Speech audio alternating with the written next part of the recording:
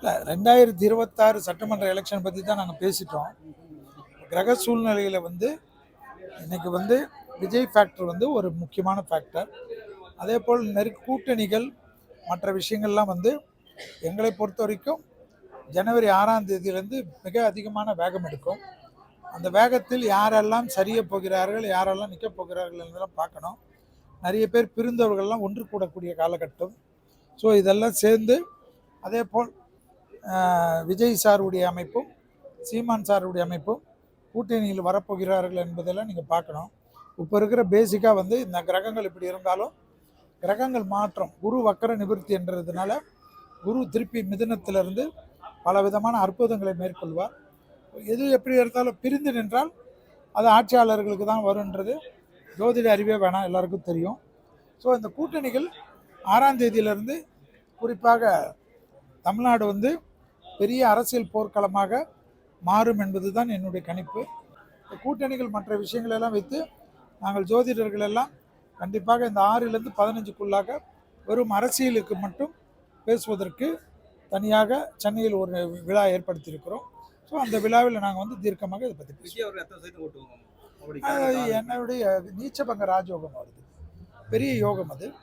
அது என்னை பொறுத்த வரைக்கும் நான் ஏற்கனவே சொன்னது தான்.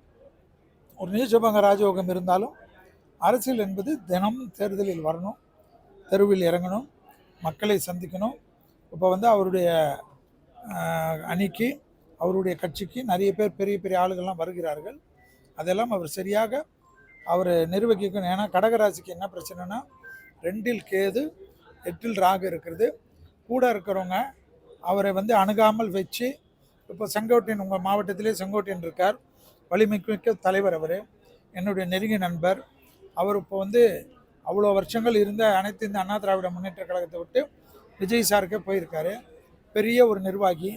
களத்தில் அதுவும் தேர்தல் களத்தில் அம்மாவுக்கு அடுத்ததாக பெரிய முதலமைச்சர், அதாவது முன்னாள் நம்மளுடைய மறைந்த வாழும் தெய்வமாக இருக்கக்கூடிய புரட்சி தலைவருக்கு அப்புறமா புரட்சி தலைவியெல்லாம் கண்டு அவர்களோட தேர்தல் சுற்றுப்பயணத்துக்கெல்லாம் திட்டம் வகுத்து கொடுத்தவர். அவரெல்லாம் எந்த அளவுக்கு இவர் பயன்படுத்த போகிறார் என்பதை பார்க்க வேண்டும். இப்பொழுதுக்கு என்னுடைய பொறுத்த வரைக்கும் 18% ஓட்டு அவருடைய கால்குலேஷனில் சாதாரணமாக இருக்குது. அது பெரிதாக்குறதா குறையுதான்றதை அவர் தான் சரி பண்ணணும். தமிழில் நீங்கள் என்ன பண்ணாலும் தனிப்பெரும்பான்மை வந்தாலும் கூட்டணி ஆட்சியில் தான் பங்கு பெறக்கூடிய சூழ்நிலை கண்டிப்பாக வரக்கூடிய தேர்தலில் ஏற்படும். ஏனென்றால் இந்தியா முழுவதும் அந்த மாற்றங்கள் இந்த வருடத்தில் சனி வந்துருது, பிறகு கிரகம் கொண்டு வந்துருச்சு. அதனால் மீனத்தில் இருக்கக்கூடிய சனி யாராக இருந்தாலும் கூட்டணியில் இருந்தால் தான் வலிமை மிக்கவர்களாக கருதப்படுவார்கள். ஸோ இங்கே சோலாவில் ஓட்டு பிரிக்கலாம்.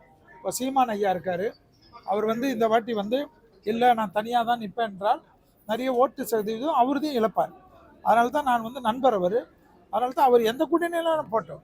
நான் பாரதிய ஜனதா கட்சியில் இருக்கிறனால என் கூட்டணிக்கு வரணும்னு நான் சொல்ல. ஆனால் கூட்டணி இல்லாமல் இந்த தடவை தனியாக களம் கால்வார் வேண்டுமானால் ஸ்பாய்லர்களாக இருக்கலாம். ஆனால் கண்டிப்பாக வெற்றி என்பது பெரிய கட்சிகளுக்கு, கூட்டணியில் வலிமை மிக்கவர்களுக்கு தான் கிடைக்கும். இதுதான் உண்மையான அமைப்பு.